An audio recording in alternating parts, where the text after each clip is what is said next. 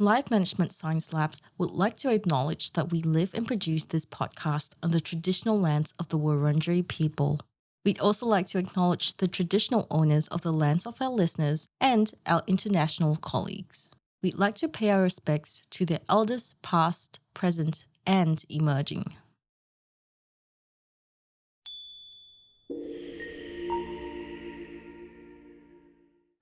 Hello, everyone, and welcome to Aging Less, the Longevity Science Insights podcast produced by LMSL, the Life Management Science Labs.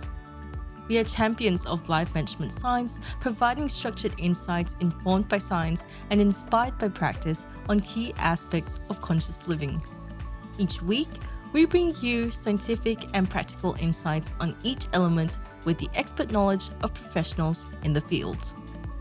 I'm your host, Marie Stella, coming to your ears from Naarm, Melbourne, Australia. Let's learn together. What if speaking more than one language could sharpen your mind and even extend your life? In an increasingly interconnected world, multilingualism is more than just a communication skill. It's a powerful cognitive tool that shapes how we think, remember, and even age. Today, we're diving into the fascinating intersection of language, cognition, and longevity to explore how multilingual minds navigate the world differently and what that means for all of us. Joining us for this deep dive is Professor Monika Schmid, a leading voice in the field of linguistics. She's the head of the Department of Language and Linguistic Science at the University of York and a fellow of the British Academy, the Academy of Social Sciences, and the Academia Europaea. With decades of groundbreaking research on language attrition, bilingualism, and cognitive resilience, Professor Schmid brings a unique lens to today's conversation, helping us understand why the languages we speak might just be shaping our brains in ways we've only begun to discover. Welcome to the show, Monika. Thank you very much for having me. Good morning. It's wonderful to have you here. Can you tell us about your background and what compelled you to be in the field of linguistics? Oh, that's a long story. So I originally started studying translation back in Germany at the University of Düsseldorf. And part of that course was linguistics. And I began to discover there insights into how language works that I found really fascinating. And it kind of stuck from there. So I went on to do a PhD there at the University of Düsseldorf, and then have worked in the field in various countries, and I'm still fascinated by it. Yeah, and you really do have an extensive background in terms of linguistics, and you've been in academia in a lot of different places. Based on your experience, how have you observed multilingualism influencing cognition and longevity?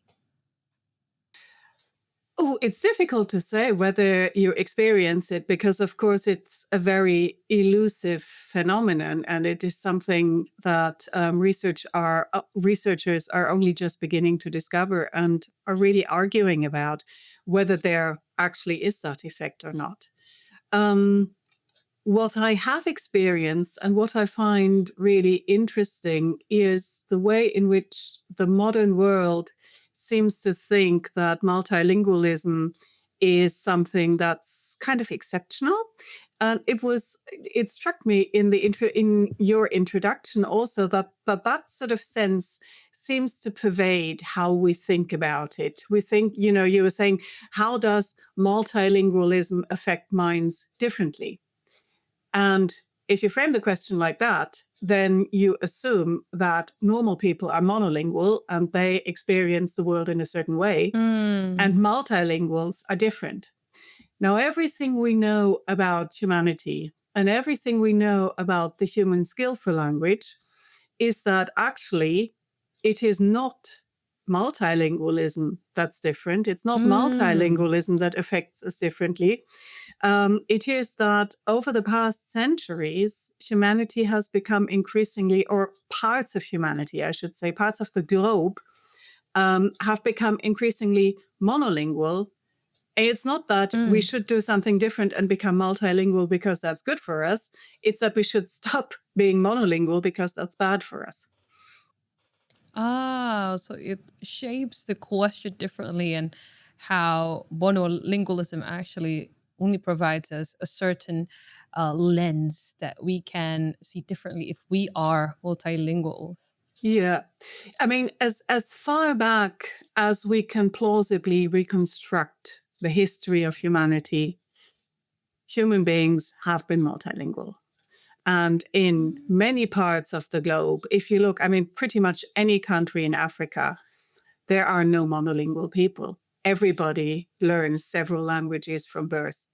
And it is quite likely that that has always been the case. I mean, you can kind of compare it to, certain diets. Our Mm, bodies have evolved because we've lived in a certain environment and our bodies have been optimized to eat certain things. And now, just over the past few hundred years, that has become much narrower. And again, that's not good for us. So it's not that it's a sort of new fad of the whatever of millennials and of the 21st century to eat more fruit and eat more vegetables. It's that we've always done that. We've just stopped doing it. And now we're discovering that that's not a good thing. And it's the same with monolingualism and multilingualism. mm. And The, particularly in English mhm. speaking countries, people seem to think that, normal people speak one language. And then there are kind of, migrants and people whose situation is just different. And the idea is still that that is actually bad for you, that you shouldn't raise your children to speak more than one language because you will prevent them from learning English properly, which is nonsense. I see. Does understanding different dialects or sub languages affect or even be a part of multilingualism, or does that fall Oh under a different category? no, it is. Um, we think that we know when two things are different dialects of the same language and when they're two different languages, but there is, linguistically speaking, absolutely no plausible distinction between the two. So for a long time, again, if you look at Africa, when Africa was being colonized and people were trying to sort of get an understanding of the languages spoken they were kind of referred to rather contemptuously as dialects. Of course, Yeah. there are, you will look at those are languages that are far more different from each other than anything that's spoken anywhere in Europe. I'm coming to think more and more that I speak, all of the languages I speak are bog standard, boring Indo European languages. And more, I think actually they're all dialects of each other.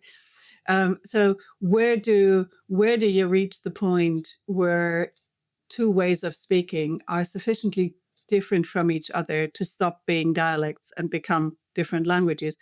If you look, for example, at Scandinavia, if you look at Norwegian, Mm, Danish, and Swedish, um, those languages are very, very closely related. And indeed. there are dialects, for example, if you look at Arabic, there are dialects of Arabic that are far more different from each other, and dialects of English that are far more different from each other than That's Danish is from right. Swedish. So to get back to the question, yes, in that sense, in the sense of using and listening to different dialects, in that sense, we're probably all to some extent multilingual. An American, even if English is the only language that they speak and understand, will be able to understand British English and Australian English.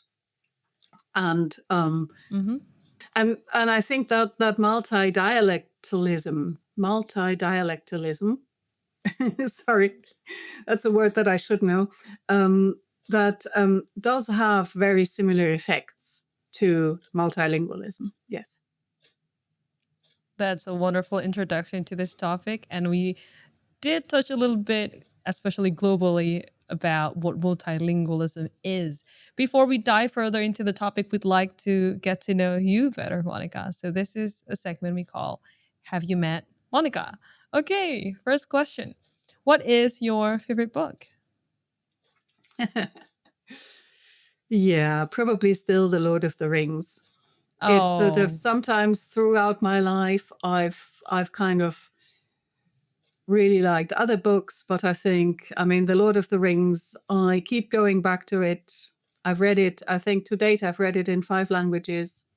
And 5. Wow. if I, it's my invariable strategy for learning a new language. I start reading books that I already know in the translation, which is one of the reasons why Mm, one language I would really, really like to learn is British Sign Language. And the thing sign that stops me language. from doing that is that sign language doesn't have a written register. British Sign Language users use written English, so I can't Mhm. do that.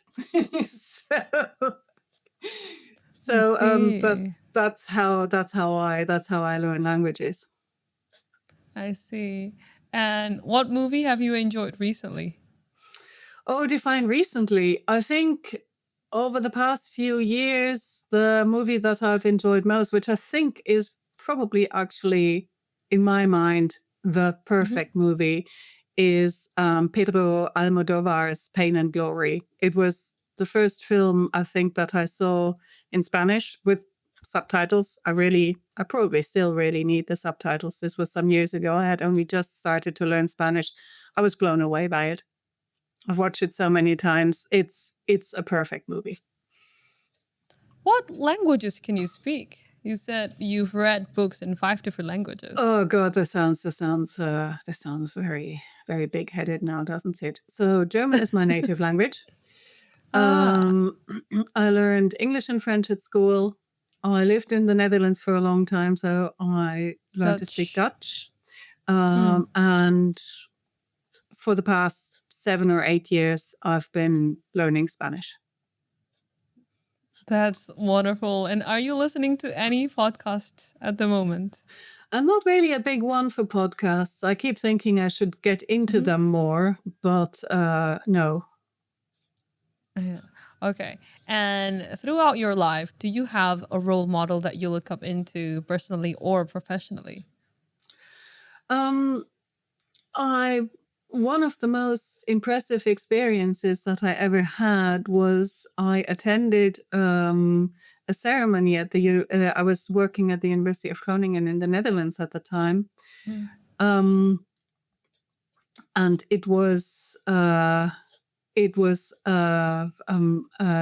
ceremony to award an honorary doctorate to the Archbishop Desmond Tutu. And Mm. that man is just was he sadly he passed away, but that Ah, man was just so incredibly inspiring. And I think, if we had more people in all of the different terrible conflicts that are tearing the world apart at the moment, if we had more people with that sort of moral compass and compassion and humor and integrity and all of that, then the world would be a much, much better place. Sadly, we had only one of him. condolences to that. And is there a course that has inspired you? When I was studying translation, so this was translate a course in translation of literature at the University of Düsseldorf. When I was studying that, I took a module that was taught by Professor Dieter Stein, who then later on became my PhD supervisor and has been wonderful Oh. mentor to me all my life. And he taught a course in what was called functional syntax, which was about how just rearranging the order of elements in the sentence, how that can very subtly change the meaning and the connotations of language. And that was really, I think, what inspired me to stay in linguistics. It would have been the last module on linguistics that I ever had to take during my studies, but somehow I stuck with it. I see. Just curious. Does that also, does moving the word around keep the grammar intact? Yes, of course. I mean, language is very, very much in how much they allow um, how much variation and variability they allow. English has relatively rigid word order. Other languages are much freer. But we are, of course, talking about grammatically licensed structures that still keep that conform to the rules of the language, but can push something more to the foreground, or suggest to you as a listener. So if I say, for example, oh God, let me come up with a good example. If I say you shouldn't do that, then I'm telling you something. But if I say it's that which you shouldn't do, then I am implying much more strongly that you should know that this is the case. Not a very good example. Sorry. I see. So like the nuances and the meaning and the stresses provide different stresses and meaning. And yeah, so let's dive into our topic of the day, which is multilingual minds shaping cognition and longevity through multilingualism. All right, let's dive deep into our topic, which is multilingual minds shaping cognition and longevity through multilingualism. For starters, how would you define longevity? Longevity. Well, I mean, it's we just had here all across Europe. We just had all of the celebrations of VE Day, of the end of the Second World War in Europe. Of course, it went on much longer in other parts of the world, but in Europe, it was over on the 8th of May, so it was over 80 years ago. And every year, of course, we have fewer and fewer survivors who experience this and who can still remember it. But it is quite amazing to see that, at the moment at least, every year there are usually a few people who are over 100, but are still cognitively alert and can remember these things and many of them appear much more youthful than other people who are much younger but haven't aged that well. So that's to some extent. And there was an interesting experience that I had about 20 years ago. I did a study where I interviewed a lot of people about their life experiences. Some of them were migrants. Others were, all of them from Germany. Others were still living in Germany. And it seemed to me that the people who were born sort of in the late 1920s, early 1930s, in general seemed to have aged much better than the people who were very young during the years of the war and the deprivation that followed afterwards. So I thought that there may have been, I don't know if anybody's ever done any research on that, but there may be a link with nourishment, food that you get during your very early years when your body is kind of put together and you grow and you need all of these resources. And because the people who were small children in the late 1920s, early 1930s, when these resources were still much more plentiful, they seem to have aged much better than the people who were born later and had the deprivation when they were very young. I see. So staying healthy, even and looking healthy as they age, is your definition of longevity? Well, keeping a healthy body, probably even more importantly, keeping a healthy mind. I've known people, parents of friends or whatever, whose bodies were physically quite healthy and who could still be physically active, but who had dementia and declined very, very badly in that way. And I think, if I could choose, I know which one I would choose. I would choose to have a healthy and alert mind over a healthy body. And what is your definition of lifelong learning? Well,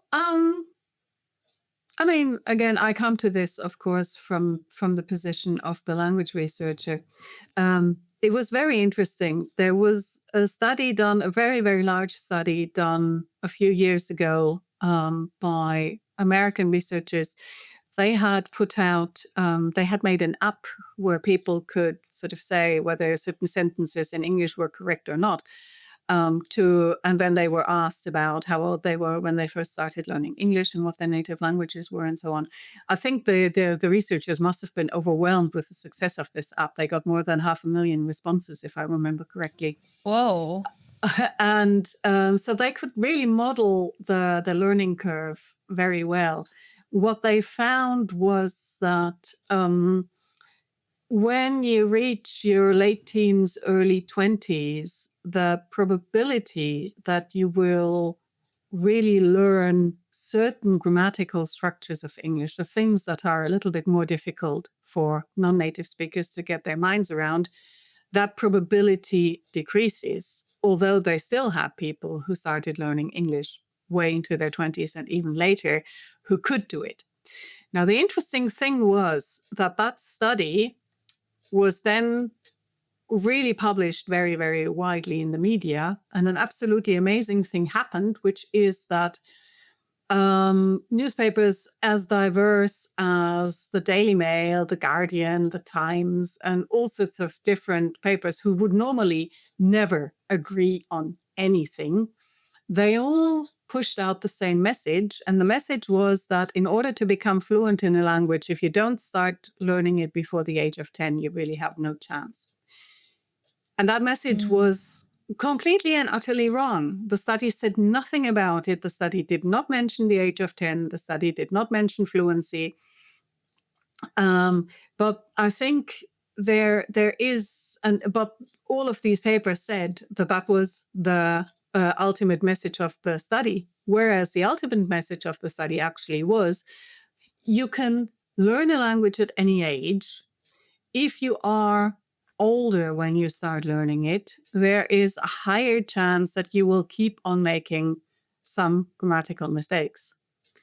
This is something that's interesting to linguists, because if I look at what is difficult in learning a particular language and why, it can help me understand how the brain works, how the mind works, how language works in the mind.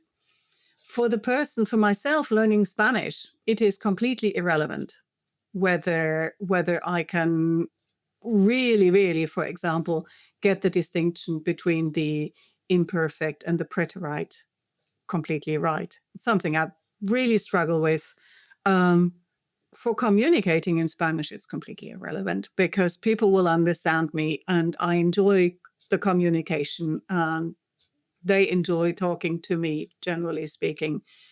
So the message here for me for lifelong learning when it comes to languages is that we really, really need to get over this idea that if you don't start learning the language as a child, you might as well not bother. Because anybody can learn any language at any age and can become a good communicator in that language. Those little residual grammatical pockets that remain elusive to you from the perspective of the language user are completely irrelevant. And what is the relationship between lifelong learning and longevity? Well, so from the point of view, as we said earlier, cognitive health and remaining alert and remaining open. There's a wider or a more general and a more narrow perspective. I think from the more general perspective, everybody would agree. I don't think that there are any researchers who would say this is not true. Everybody would agree that having an open mind, being open to new experiences, being open to other people, other cultures, new information, reading the papers, reading more books, exposing yourself to music, and so on and so forth, that is something that will keep you kind of more alert and more open all the way through your life. and that therefore the people who have these qualities and who do these things will have a more mentally healthy older age. The narrow perspective is to what extent specific things. So there are all of these these days, there are all of these brain training apps and things like that, right? And, people think, oh, if you do 5 Sudokus a day, that's going to keep you cognitively healthy. Whether those things, I think things, so relatively narrowly defined activities, such as doing Sudokus or using a brain training app, if you enjoy them, great, do them. I think the evidence that they actually improve measurably, really, your brain health, that they measurably improve the way in which your brain functions on the kind of biological, organic level, the evidence for that is extremely limited. And language, in that sense, there are lots of things, of course, that we know does affect. So exercise, diet, and so on really do affect brain health. Language, particularly multilingualism, the evidence is a little bit more diverse, let's say. There are people who really believe in it and people who really don't believe in it.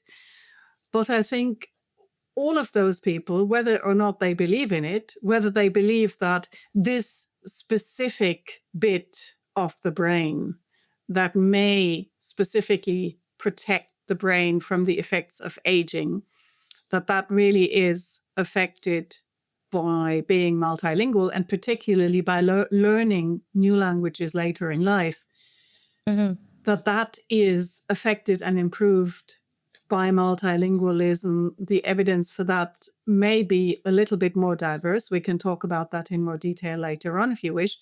But I think even so, all of those people would probably agree that learning a new language at any age is definitely a good thing. It will improve your outlook. It will improve your interest. It will keep you more interested to your environment. And in that way, it will be good for your cognitive and mental health. What really is multilingualism?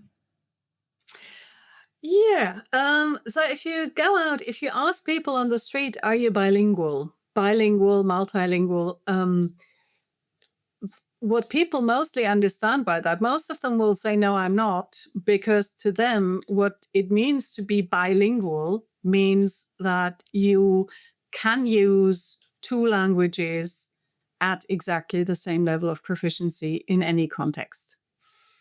I think that probably doesn't even exist. I think the proficiency that we have in the language, the way in which we can use the language, is so much shaped by our experience and the context in which we live.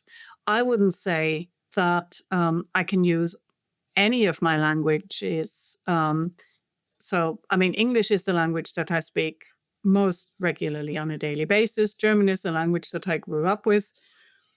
And even so, there are some contexts in which I would struggle to express myself as well. So when it comes to anything to do with my work and science and linguistics, I really struggle to try and explain anything in German. And then there are other things where my German is better, partly because I don't have the vocabulary in English, because I only ever did that in German. When I lived in the Netherlands, I became a diver. So things like, the diving equipment and all the stuff that you need to talk about that, I mainly know in Dutch. So there is a linguist called François Grosjean who put together a framework. It's kind of almost like a beehive that says, so you've got, your life is made up of all of these different compartments. So it could be Yeah. sport, it could be religion, it could be the home and cooking, it could be your work, it could be a hobby or whatever. And for most of us, these little compartments, if we live in an environment where various languages are used, these different compartments are usually kind of occupied to a broader or narrower degree by one language or another. So to me, the definition of a bilingual or a multilingual is somebody who can use more than one language at a more than completely basic level. What I mean by completely basic is if you are going on holiday to Italy and you sort of rote learn the sentences that you need to order a meal or whatever, Yeah. that does not yet, to me, constitute enough knowledge of that language to become bilingual. As soon as you've been there for a while and you can kind of, you can say, oh, you were feeling bad yesterday, you had a headache yesterday, are you better today? Sort of things like that. Not just where's the nearest train station, or I would like a cappuccino or whatever. So as soon as you can use the language creatively, by which I mean you can build and use sentences, whether or not they're completely grammatically correct doesn't really matter. There may be errors in there or whatever. But as soon as you can build and use sentences that you have never heard before, then to me, you are a user of that language, and then you are multilingual. How does multilingualism affect executive control functions, and why is this important for cognitive health? We did talk in length about executive control, but why is it important? When you talk about executive multilingualism and executive function and cognitive reserve, um, it is a story that does not reflect very well on science. The original discovery was made by a very well-known scientist, Ellen Bialystok, at the University of Toronto, who is a very well-known linguist and cognitive scientist, and also somebody who is very good at presenting her findings to a wider public. And I think that sort of status also means that there is quite a bit of envy of her in the field, and that people Mm. sort of have tried. I mean, that's the sense that I get, that people sort of have tried to position themselves in opposition to her, partly because this is such a widely reported debate and it can give them a little bit more exposure. I don't know. The original finding was indeed that bilinguals, so the original finding that Bialystok and her group published was that bilinguals are better at some tasks that measure executive function. This means that they are better at tasks where you have to respond very quickly, and you have to respond to relevant information and screen out irrelevant information. And it does make sense that just from an intuitive perspective, it does make sense that that language multilingualism might be involved in this, because what we have to do if we are multilinguals, what we have to do all the time is to use the language that we want to use and not use a language that we don't want to use. And because all languages that exist in the world are quite similar to each other at a very fundamental level, this means that we get a lot of practice at using relevant information and focusing on something while inhibiting something else. Mm. After that initial study, there was a kind of explosion of interest in this topic, and findings became quite varied in that not all studies, or not even the majority of studies, were able to replicate that initial effect. Now, to me, what that would suggest is that we can't always replicate it. Not all multilingual populations show this effect. And that, to me, that suggests that there are two reasons why we don't have that. The first is that executive function is, in a way, a very fuzzy concept that we cannot measure directly. There are a lot of different tasks out there that purport to measure it, but I can't, sort of take a measuring tape and go up to you, Yeah. Sabrina, and say, how big is your executive function? I have to give you a number of tasks that you can do, and how these tasks load onto your executive function capacity is something that is very, very complex. And I can never do all Yeah, of these indeed. tasks in one study because there's far too many of them. That's one thing. And the other thing is multilingualism is an incredibly varied concept. Basically, there are Yeah, probably as many types of multilinguals out there in the world as there are multilinguals, because no two experiences ever the really same. match each other, So, to me, the answer to this conundrum, why do some studies find this and others don't, would be to say, well, we need more data. We need to do more studies. We need to understand all of these concepts and define all of these concepts much better. And we need to continue working on this. Unfortunately, that's not how it's always been, because there has been, I think there is this kind of desire to have clear answers and to position yourself and saying, well, Bialystok was wrong, or that other study was wrong, and this doesn't exist. I haven't found it, so it doesn't exist.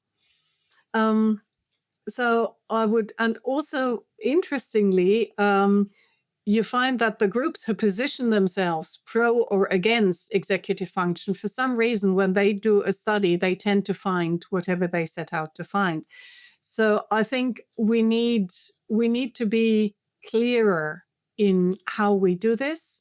There's a tool now that is called pre-registration, which says, before you even begin to collect your data, before you even begin to do your study, set out very clearly what is it that you're going to do, what are the tasks that you're going to do, what are the populations that you're going to study, what are the analyses, how are you going to process and analyze your data, and what do you expect to find. So if you kind of nail yourself down like that before you even begin to test a single participant, then it's much less likely that you will look at your data later on with a certain bias.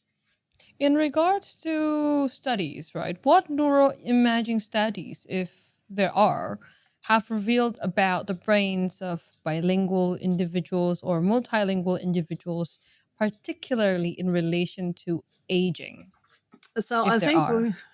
I think what we know from neuroimaging is probably even more fuzzy and even more vague than what Oh. we know about executive function. I'm sorry. I mean, I'm probably upsetting some of my very dear and very, very knowledgeable colleagues here who do use this sort of thing. Um, if you do MRI studies and other, sort of scans of the brain, um, the amount of information you get is massive. Mm, And you will always have to interpret it in a certain way. Now, there are quite a few studies that do suggest that lifelong bilingualism um, does affect, to some extent, the underlying structure of your brain, that it um, improves density of certain things, that it improves or changes the way that certain brain regions function, and so on and so forth. What's really interesting, though, and there are studies that do suggest that in that the kind of deterioration that occurs with aging is some somewhat slower in mm, multilinguals than in monolinguals. However, what's really, really interesting, and this goes to your question of cognitive reserve, is that there have been a number of studies that have looked at the brains of dementia patients after they died. Dementia So what patients. dementia and I think with dementia, the evidence that we have about multilingualism is probably a little bit more clear cut than when it comes to many other areas, which is probably because dementia is a kind of measurable condition where which is sort of more easily sort of determinable than kind of other fuzzy concepts.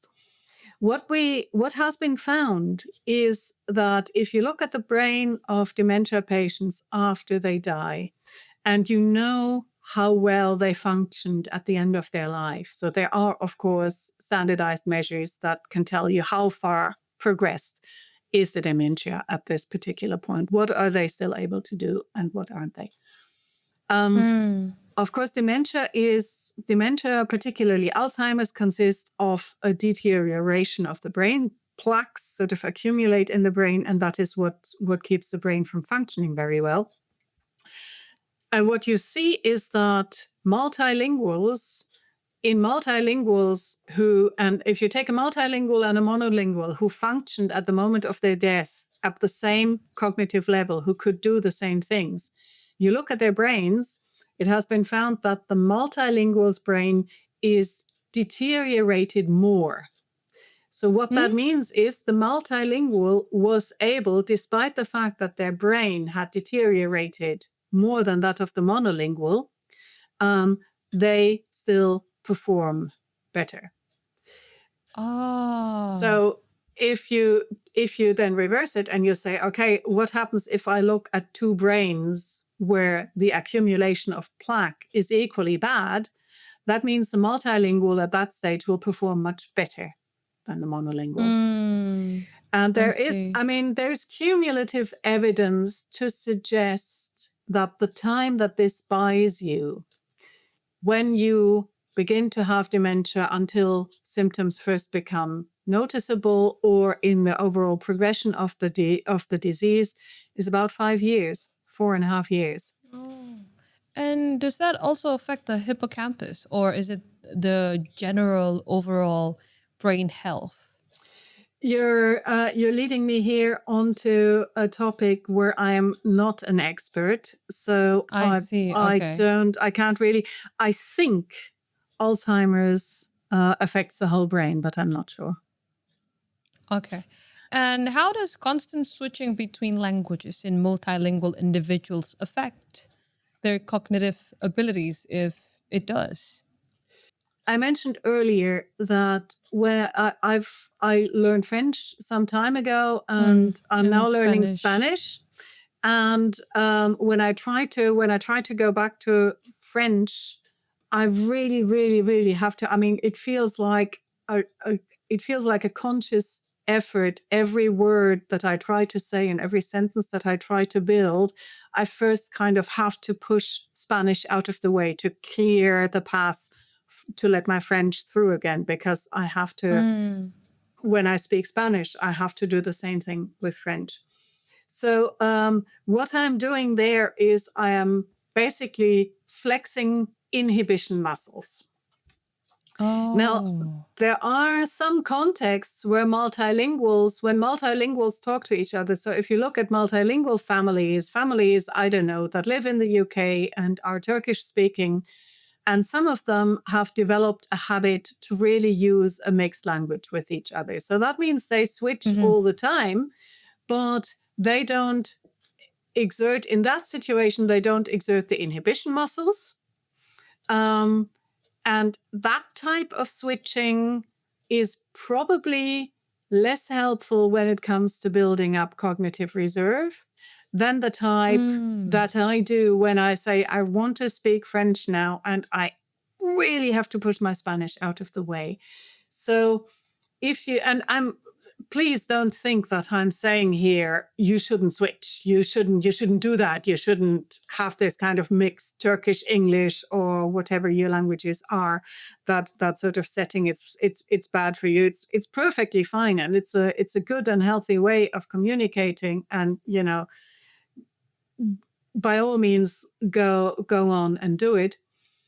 But then if you have situations where you speak with your grandparents in Turkey or whatever, and you can't use English because they wouldn't understand you, or you speak English and you can't use Turkish because the people around you wouldn't understand you, that is the type of switching that where we think it probably builds up a larger cognitive reserve.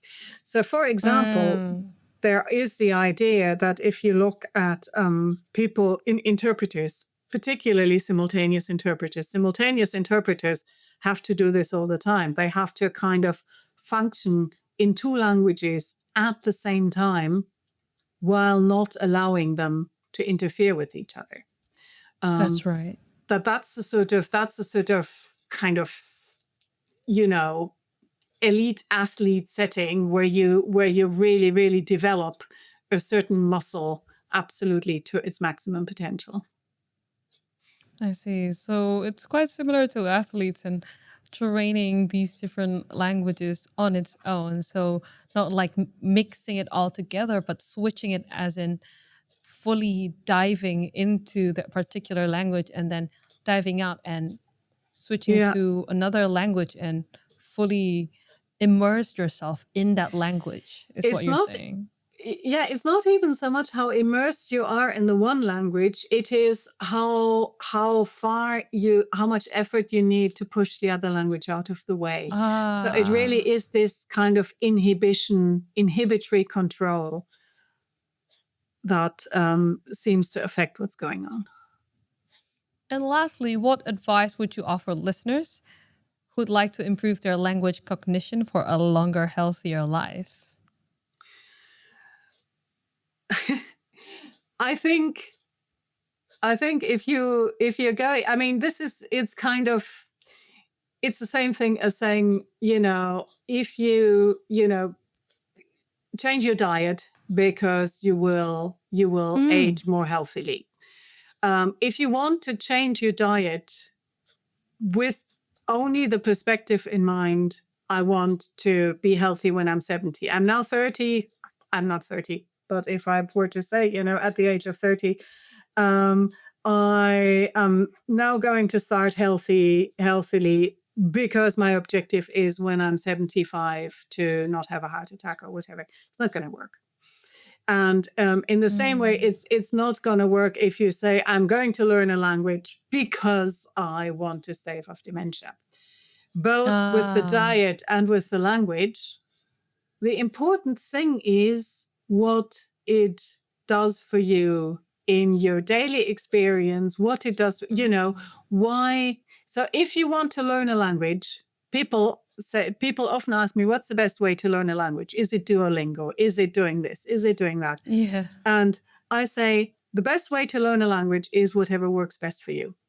And that means that you have to enjoy it, because if you, with a language and with diet and with a lot of other things, it only works if you sustain it on a very regular basis over quite a long period of time. And if you're not enjoying it, that's not going to happen. That's So find the things that you enjoy and do them as often as you possibly can. That's a wonderful advice. And let's move on to practices and habits.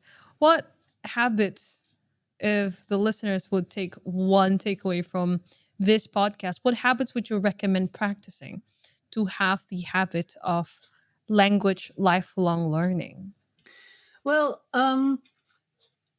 the wonderful thing about language is that it is, on the one hand, it is a highly abstract and highly complex skill, which requires you to do a lot of things at the same time and very, very fast.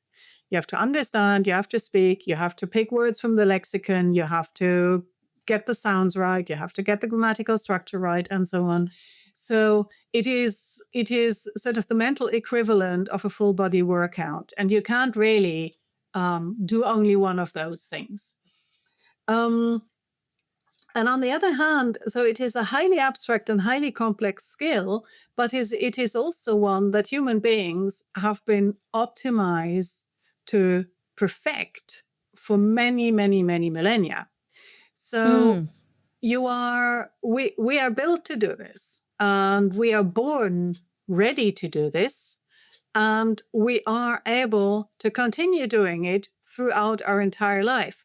So when you engage with language, I mean, you don't, it's not like in the gym where you need a trainer to make sure that you use this muscle correctly and that you don't damage any limbs or whatever. With language, that's impossible to do. It's impossible to do it wrong. So just do it. I see. So to just start doing it. And how do you maintain those? For some people, we start as doing it because we have a high motivation. How do you keep on doing it when you're not in the mood, when your motivation runs low? How do you keep the consistency in what you're doing? See, that's the wonderful thing about language. And that is, to me, the one thing in which language is different from absolutely anything else that we do.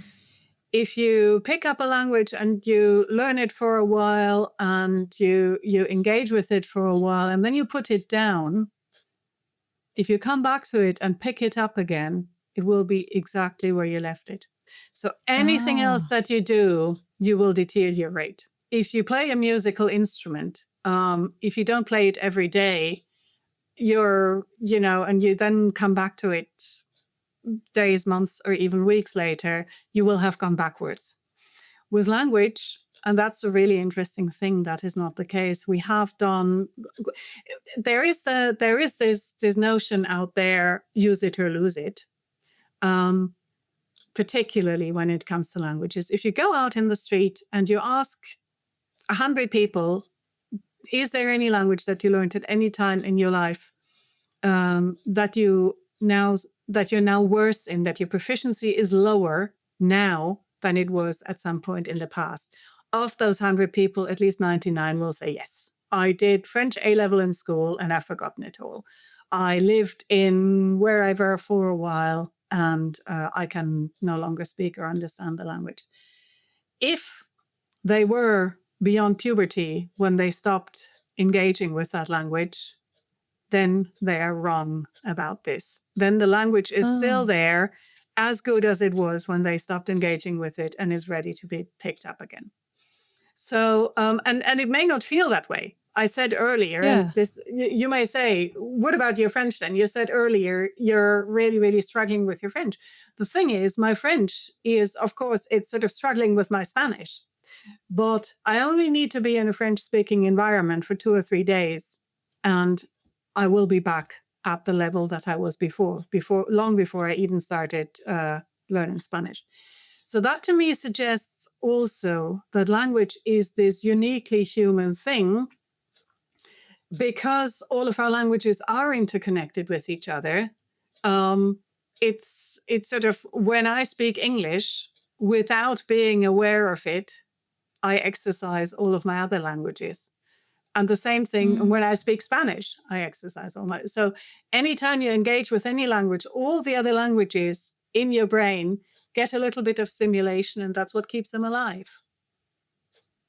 I see. What habits do you need? Again, we will do the things regularly that we enjoy doing. So, I mean, if you want to learn Italian, the best thing I can advise is find yourself an Italian person of whatever your preferred gender or whatever is, and fall in love with them. And that is the best thing you can do to become a good speaker of Italian. And find doesn't need to be a romantic partner. Find people with whom you like to engage with them in the language of your choice. Read books, watch. I mean, I discovered that on Netflix you can search for dubbed languages. So I've been, when I do things, when I cook or whatever, I listen to things like Stranger Things or The Crown, even, which is sort of funny. I listen to them in the dubbed Spanish version. So do things that you enjoy and try to do them in the other language. Don't think, oh God, I want to learn Spanish now, so I better start reading Gabriel Garcia Marquez. I've done that too, but I started with Harry Potter. So, I see. do So the incorporating it in your daily life and in the things that you enjoy, because there are actually ways to do it. Like, for example, like you said, it's putting your favorite show undubbed. yeah. Yeah. And if that's the main take home message. If you're not going to enjoy it, then you're not going to do it. So find ways. And if you don't enjoy sitting through a grammar class, you don't really need to. Okay, thank you very much for your advice. And now you have the chance to talk about anything that you're passionate about for the next segment, which is the open mic segment. So the floor is yours. Well, yeah, I mean, I've really already talked about it, haven't I? I mean, um, to me, it is a crying shame that there are. I mean, it is almost similar to the loss of diversity that we see in other areas of the world. Where we find that in so many areas of the world, we have less and less, fewer and fewer species of plants and of animals, and we become kind of the world is turning increasingly into deserts of areas where there's fewer diversity of species, where there's fewer diversities of plants and all of that. And it's also the case that there are areas that are becoming increasingly monolingual deserts. And that's just, it's not good for us. It's not good for our mind. It's not good for our society. It's not good for our economy. One of my favorite statistics is that almost 20 years ago, there was in the UK, the House of Lords commissioned an investigation to try and assess the damage that is being done on an annual basis to the British economy by language ignorance. So by the fact that in our economy, we do not have enough people who are capable of interacting in various languages. That damage is 3.5% of gross domestic product. And that even 20 years ago was almost 50 billion pounds. I think by now it's closer, but in today's prices, that's closer to 100 billion pounds. Now, people always say, so there's two arguments that people make. And I see those when parents and their children come to us to the university for their open days to decide what the child is going to study. And the first argument is always, why would they learn French? Why would they learn Spanish? Why would they learn German? We now have AI. Firstly, we now have AI. We have Google Translate. We don't need it anymore. And the second argument is everybody speaks English anyway. Yeah. Now, as I say, the cost to the economy of having only people who can speak English as experts is massive. And the reason for that is that if everybody accommodates to your language and you cannot meet them on their own home turf, I mean, that's basically like saying, whenever I negotiate with you, you have to come here. I am never going to go to wherever you are. That's not a good basis for a business relationship. Also, there is the really interesting thing is that if you have two people, say somebody whose native language is Polish and somebody whose native language is Portuguese or whatever, and they speak with each other in English, they will understand each other much better than a Polish person speaking with an English native speaker or a Portuguese person speaking with an English native speaker, because they understand what it is like to interact in a language that's not your native one. So even if you as an English speaker are to use English with somebody who's Chinese or somebody who's whatever, if you have proficiency in another language, you will be better able to engage with them in English because you will understand what it is like for them. If you don't know any other language, that is something that I know English people talk to me, say, I couldn't even imagine what it would be like to live my life in another language. Nice. And of course, the things like AI and Google Translate and whatever, it's basically like communicating with somebody through a glass shield. You know, you don't That's right. you get the content, the bare content. You don't get all the other stuff that is absolutely crucial and necessary for human interaction. So, what am I passionate about? Learn languages. A, because it's necessary.